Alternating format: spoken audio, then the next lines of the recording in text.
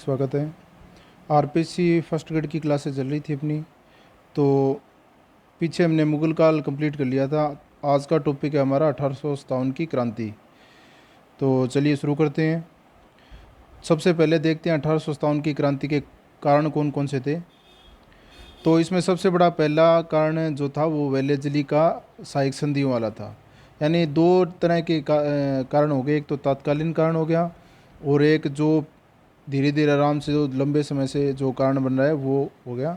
तो तात्कालिक कारण में तो आप सभी जानते हैं, ब्राउन बेस जो राइफल थी उसके स्थान पर एन फील्ड जो राइफल यूज़ में ली थी, जिसमें गाय और सूअर की चर्बी लगी थी, तो वो तो उसका तात्कालीन कारण बना। और जो लंबे समय तक जो प्रभावी रहा उसके कारण क्रांति हुई, तो उसमें आता है सहायक संधियाँ। तो अपने राजस्थान के संदर्भ में देखें तो भी सहायक संधियाँ हैं। और ऑल ओवर सभी पूरे देश में 1857 की क्रांति का अगर कारण देखें तो वो सहायक संधियाँ ही हैं।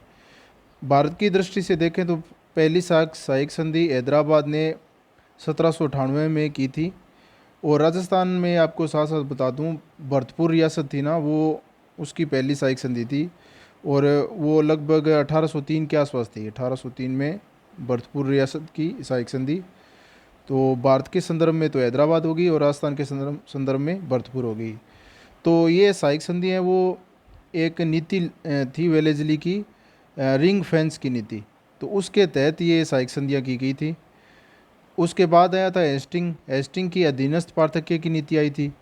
तो उसके तहत राजस्थान में मेटकोफ द्वारा संधियाँ की गई थी। तो सहायक संधियाँ वेलेजली की और अधीनस्थ पार्थक्य की नीति हेस्टिंग्स की। तो आगे देखते हैं। इसके बाद आया डलहौजी। डलहौजी की हड़प नीति, इसी को कहते हैं व्यपगत नीति और डॉक्ट्रिन ऑफ लैप्स। तो इसके तहत दो तरह की नीतियां थी इनकी। हड़प नीति, हड़पते थे राज्य किस तरह से। एक तो गोद निषेध, कोई भी शासक अपना स्वयं का पुत्र उसको ही उत्तराधिकारी बना सकता था, दूसरे का कोई गोद लेके वो राजा नहीं बना सकता था। तो ये गोद निषेध हो गया। और एक हो गया कुशासन, कि शासक द्वारा राज्य अगर ढंग से नहीं चलाया जा रहा है तो वो उसको हड़प लेने की नीति थी। तो ये दोनों ही डलहौजी की नीति थी। और इसमें गोद निषेध के तहत झांसी जो थी उसको हड़पा गया था। उसमें झांसी की रानी आपने पढ़ा ही था।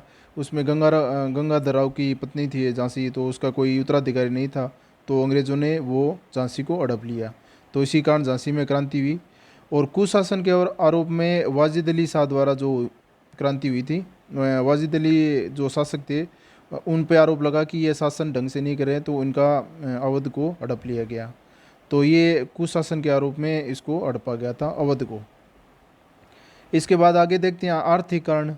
आर्थिक कारण में सैनिकों का वेतन मान लो, अंग्रेज अधिकारियों का सैनिकों का वेतन अधिक था भारतीयों की तुलना में, तो ये भी आर्थिक कारण हो गया। यानी पक्षपात रखते थे ये। उसके बाद धार्मिक कारण, इसमें धर्म से छेड़छाड़ की गई। ये जो तत्कालिक कारण इससे ही संबंधित है। इसमें जो मंगल पांडे था वो हिंदू धर्म का था, यानी ब्राह्मण था। तो उसके द्वारा क्रांति की गई, क्योंकि उसने गाय की वो कारतूस पे जो चर्बी लगी होती थी उसको काटने से इनकार कर दिया था। तो ये एक धार्मिक कारण ही है। और जो सैनिक थे उसको उनको विदेश भेजा जाता था, यानी कि धर्म के हिसाब से उस समय माना जाता था कि जो समुद्र पार करेगा वो धर्म के खिलाफ है। तो समुद्र पार के लिए उनको उकसाया जाता था सैनिकों को। तो ये भी एक धार्मिक कारण बन गया। उसके बाद तात्कालीन कारण में आपको बता ही दिया मैंने, ब्राउन बेस राइफल के स्थान पर एनफील्ड राइफलें का यूज़ किया गया, जिन पर गाय और सूअर की चर्बी लगी थी। तो गाय तो हिंदू धर्म और सूअर अपने मुसलमान धर्म के खिलाफ था। तो इसके लिए जांच समिति भी बैठी थी। वी एस स्मिथ और जॉन विलियम की अध्यक्षता में ये जांच समिति बैठी थी। तो इसकी रिपोर्ट भी आई थी कि इन कारतूसों में चर्बी लगी हुई है। तो ये इसके कारण हो गए। अब देखते हैं 1857 की क्रांति की तिथियां और महत्वपूर्ण फैक्ट। 1857 की क्रांति की नियोजित तिथि थी 31 मई 1857, यानी इस दिन रखा गया था क्रांति को शुरू करेंगे। और वास्तविकता में हुई नहीं उसी दिन, ये पहले ही शुरू हो गई थी। तो क्रांति का प्रारंभ हो गया था 10 मई को ही। 10 मई को मेरठ से 20वीं नेशनल इन्फेंट्री के पैदल सैनिकों द्वारा ये विद्रोह कर दिया गया था। तो ये तो थी क्रांति का प्रारंभ। और क्रांति के पहले की घटना जो मंगल पांडे वाली थी वो 29 मार्च की थी, यानी इसकी और इसकी क्रांति के प्रारंभ की डेट अलग अलग है। तो 29 मार्च को क्या हुआ था, 34वीं जो बंगाल नेटिव इन्फेंट्री थी यानी बैरकपुर छावनी वाली, उसके जो सैनिक थे मंगल पांडे और इसका सहयोगी था ईश्वरी पांडे, तो उसके द्वारा विद्रोह कर दिया गया, क्योंकि कारतूसों पे लगी थी गाय और सुअर की चर्बी, तो उन्होंने मुंह से काटना पड़ता था कारतूस को, तो इन्होंने इनकार कर दिया। तो कैप्टन बोग और ह्यूसन ने इनको उकसाया कि आप ये काटो, तो उन्होंने पहली गोली इन्हीं को दागी। तो कैप्टन बोग और ह्यूसन की हत्या मंगल पांडे द्वारा कर दी गई, और दोनों को यानी ईश्वरी पांडे और मंगल पांडे, इन दोनों को 8 अप्रैल 1857 को फांसी की सज़ा दी गई। विद्रोह के समय ब्रिटिश प्रधानमंत्री कौन थे, पारमस्टन थे। इनका मूल नाम जॉन हेनरी टेम्पल था। क्रांति के समय ब्रिटिश महारानी विक्टोरिया। क्रांति के समय भारत के गवर्नर जनरल कैनिंग। क्रांति के समय जो घोषित किए गए थे सम्राट वो थे बहादुर शाह जफर यानी क्रांतिकारियों के सम्राट। और क्रांतिकारियों का सेनापति बख्त खां, ये इन्हीं का सेनापति था बहादुर शाह जफर का। और क्रांति की योजना बनी थी अजीमुल्ला और रानोजी बापू द्वारा लंदन में। हुआ ये था कि ये दोनों गए थे पेंशन के संदर्भ में, इनके जो नाना साहब हैं उनकी पेंशन बढ़वाने के लिए ये लंदन गए हुए थे, तो वहीं पे उन्होंने ये क्रांति की योजना बनाई थी। तो क्रांति का प्रतीक चिन्ह कमल तो सैनिकों के लिए और रोटी आम जनता के लिए। और क्रांति के समय जो ब्रिटिश सेनापति थे वो कौन कौन से आए थे, वो आए थे जॉन एंसन, पैट्रिक ग्रांट और कोलिन कैंपवेल, ये 3 आए थे, जॉर्ज एंसन, पैट्रिक ग्रांट और कोलिन कैंपवेल। इसके बाद जो हड़प नीति थी, कौन कौन से राज्यों को हड़पा गया था, इसकी एक ट्रिक भी है, तो ये बीच में मैंने लिख दिया इसमें। सजेश बहु, वो बहु है, इसको बहु लिख लेना आप, बहु जनक। तो इसमें सारे राज्य आ जाएंगे जो हड़प नीति के तहत डलहौजी द्वारा हड़पे गए थे। तो सै से सतारा 1848, जय से जैतपुर 1849, सै से संबल 1849 और बै से बघाट 1850, ऊ से उदयपुर 1852 और जय से झांसी, नै से नागपुर और कै से करौली 1852। ये जो करौली वाला है 1852, इसमें शासक था हरबख्शपाल। तो ये राजस्थान की पहली हड़प नीति के तहत हड़पा गया राज्य था। और वो जो पीछे हमने पढ़ा था वो रियासती उसमें अलग नीति थी, यानी सहायक संधियाँ थी, वो जो भरतपुर रियासत हड़पी गई थी 1803 में। तो इसमें ये ट्रिक है, आप याद रख लेना, इसमें आसानी होगी आपको। इसके बाद एक एक करके देखते हैं हम कहाँ कहाँ कौन कौन से क्रांतिकारी थे और कैसी क्रांतिकारी गतिविधियाँ थी। तो इसमें प्रारंभ करते हैं हम, पहली थी दिल्ली की। तो दिल्ली में क्रांति प्रारंभ हुई 12 मई 1857 को, और यहाँ के क्रांतिकारी थे बहादुर शाह जफर और बख्त खां। और ये क्रांतिकारी सारे इकट्ठा होकर दिल्ली आए थे, यानी मेरठ से ये दिल्ली आए थे। तो लगभग 10 मई को आए थे ये। 10 मई को 11 मई के आसपास बहादुर शाह जफर को इन्होंने सम्राट घोषित कर दिया, जबरन, यानी कि घर में आके इनको सम्राट बनाया गया था। तो ये सम्राट थे उस समय। तो दिल्ली के ये 2 मेन, एक तो बहादुर शाह जफर और बख्त खां, ये दोनों क्रांतिकारी थे। और दिल्ली के अंग्रेज़ अधिकारी कौन कौन से थे, जॉन निकलसन और हडसन, जॉन निकलसन और हडसन। और दिल्ली में क्रांति को दबा दिया गया 21 सितंबर 1857 को। इसके बाद देखते हैं कानपुर की क्रांति। कानपुर जो यूपी में है, कानपुर की क्रांति का प्रारंभ हुआ 5 जून 1857 को। और यहाँ के क्रांतिकारी थे कौन कौन से, नाना साहब और तांत्या टोपे। ये तांत्या टोपे वैसे ग्वालियर से संबंधित थे, यानी कि हमारे राजस्थान अपने ग्वालियर से आए थे ये। तो इन्होंने यहाँ पे आके क्रांति में सहयोग किया और सहायता की उपेक्षा की। तो कुछ जगह तो इनको सहायता मिली, बाकी नहीं मिली इनको। तो कानपुर में नाना साहब इनको दोंदूपंत भी बोलते हैं। ये हो गए, और एक हो गए तांत्या टोपे। और कानपुर में अंग्रेज़ अधिकारी थे कैंपवेल, और समाप्ति इसकी हो गई थी 6 सितंबर 1857 को। तो कानपुर से याद रख लेना, कान नान, नान कान, काना नाना, तो ऐसे करके याद हो जाएगा नाना साहब। और साथ में तांत्या टोपे इसमें थे।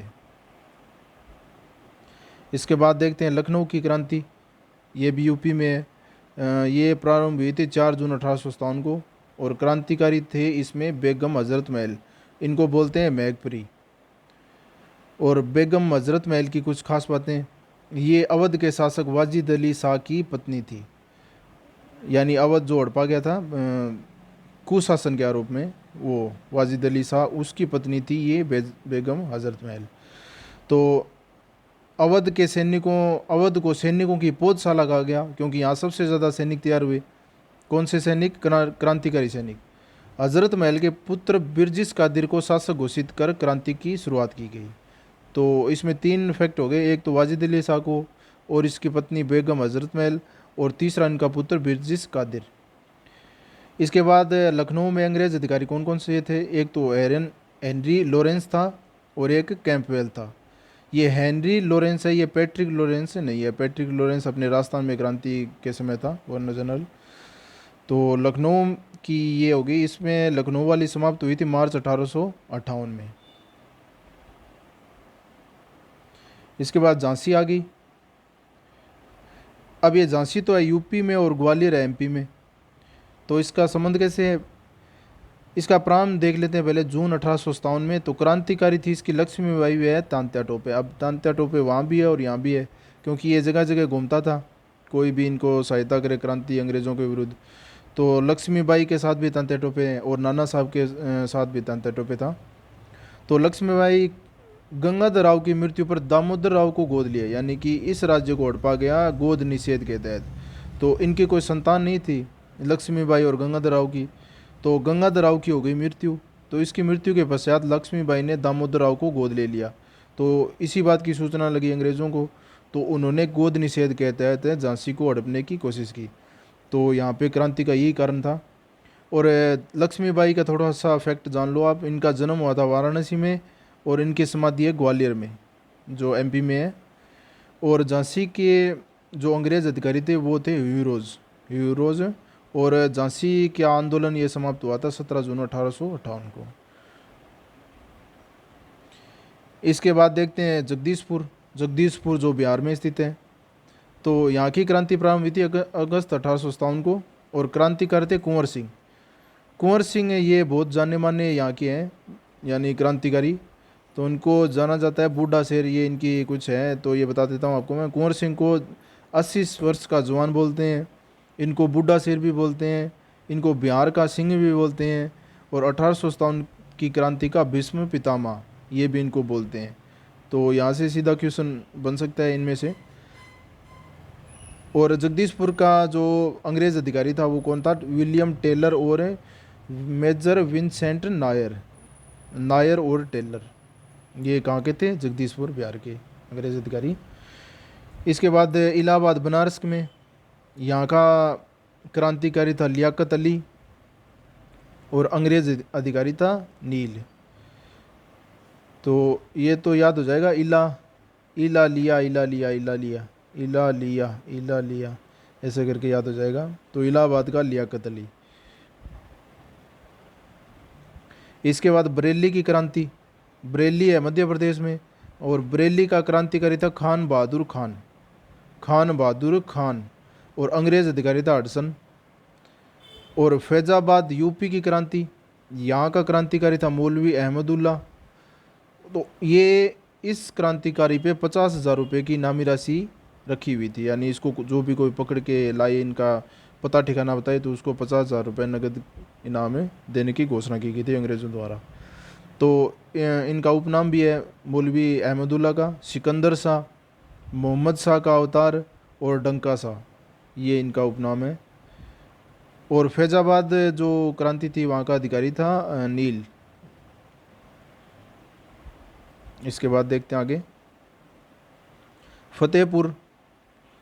फतेहपुर यूपी में स्थित है, फतेहपुर का क्रांतिकारी कौन था? अजीमुल्ला, जिसे क्रांति दूत भी बोलते हैं। और यहाँ का अंग्रेज अधिकारी था रेनल्ड। फतेहपुर, अजीमुल्ला, रेनल्ड। इसके बाद ये शाम अल तोमर, ये क्रांतिकारी है शाम अल तोमर। तो यूपी का गांव था बिजरोल गांव। यहाँ पे बड़ौत के जाटों का इन्होंने नेतृत्व किया। शाम अल तोमर ये व्यक्तित्व है, और बिजरोल ये गांव है, और ये यूपी में स्थित है। और बड़ौत के जाट है ना, इनका नेतृत्व किया था शाम अल तोमर द्वारा। तो ये भी क्रांति का हिस्सा था। इसके बाद गोनू, ये सीएम भूमि झारखंड में। ये दोनों क्रांतिकारी है, शामल और गोनू। गोनू ने कोल जाति के लोगों में जागरूकता फैलाई। इसके बाद आगे देखते हैं विद्रोह की प्रकृति कौन कौन सी थी, कैसी थी विद्रोह की प्रकृति। अलग अलग इन्होंने धारणा बताई। तो पहले नंबर पर देखते हैं पूर्णतः सैनिक विद्रोह। ये कहा था जॉन लॉरेंस और सीले ने, यानी ये पूरी तरह से सैनिक विद्रोह बताया था जॉन लॉरेंस और सीले। ईसाई के विरुद्ध एक धर्म युद्ध, ये बताया था L.E. रीज ने। सभ्यता और बर्बरता का संघर्ष, होम्स। हिंदू मुस्लिम षड्यंत्र, आउट्रम। राष्ट्रीय विद्रोह बताया था डिजरेली ने। न तो स्वतंत्रता संग्राम न ही ये विद्रोह, ऐसे करके एक ये बताया था मजूमदार ने। तो इनको इसी कोटेशन के कारण इनको पहले इतिहास लिखने को बोला था। 1857 की क्रांति का जो इतिहास है इनको सौंपा गया था सरकार द्वारा, फिर उन्होंने ऐसी ऊट पटांग बातें की तो उनको हटा दिया गया से। तो न तो स्वतंत्रता संग्राम नई विद्रोह, यानी कुछ नहीं था, ये एकमात्र कुछ नहीं था, इसको ये बोला था मजूमदार ने। और भारतीय स्वतंत्रता संग्राम ये बोला था S.N. सेन द्वारा। तो ये विद्रोह की प्रकृति हो गई। इसके बाद देखते हैं महत्वपूर्ण पुस्तकें जो 1857 की क्रांति के बारे में लिखी गई। 1857 ये पुस्तक लिखी गई S.N. सेन द्वारा। द ग्रेट रिबेलियन ये लिखी गई अशोक मेहता। तो ग्रेट से अशोक ग्रेट, महान सम्राट। और the scopy immunity and the revolt of 1857 ये लिखी गई थी R.C. मजूमदार द्वारा। और the first Indian war of independence ये लिखी गई थी मार्क्स एंड एंजल्स द्वारा। और the Indian war of independence 1857 ये लिखी गई थी V.D. सावरकर द्वारा। इसके बाद अन्य तथ्य कौन कौन से थे? 1857 की क्रांति से पूर्व ऐसी ही घटना हुई थी। कौन सी घटना हुई थी? 1817 में, वो भी खुदी उड़ीसा में। और 1857 की क्रांति से संबंधित चित्र था द रिलीफ ऑफ लखनऊ, ये चित्र का नाम है, जो बनाया था थॉमस जोन्स बारकर ने। ये 1857 की क्रांति का चित्र था, ये बनाया गया था थॉमस जॉन बारकर द्वारा। 1857 की क्रांति के बाद भारत में गवर्नर जनरल का पद हो गया था समाप्त, और सीधा शासन गया था ब्रिटिश ताज महारानी के नेतृत्व में, यानी इनके अधीन चला गया था। और वायसराय का पद, नया पद ये सर्जित हुआ था। तो कैनिंग को भारत का प्रथम वायसराय बनाया गया, यही अंतिम गवर्नर जनरल और यही प्रथम वायसराय। तो इनके बारे में बोला जाता है ये दयालु वायसराय थे, क्योंकि इन्होंने 200 रुपये जो भी 1857 की क्रांति के जो भी दोषी थे उनको माफ़ कर दिया था। तो ये था 1857 की क्रांति के बारे में कुछ छोटे छोटे फैक्ट। बाकी इससे बाहर क्वेश्चन नहीं जाएगा शायद। तो वीडियो देखने के लिए बहुत बहुत धन्यवाद सभी का।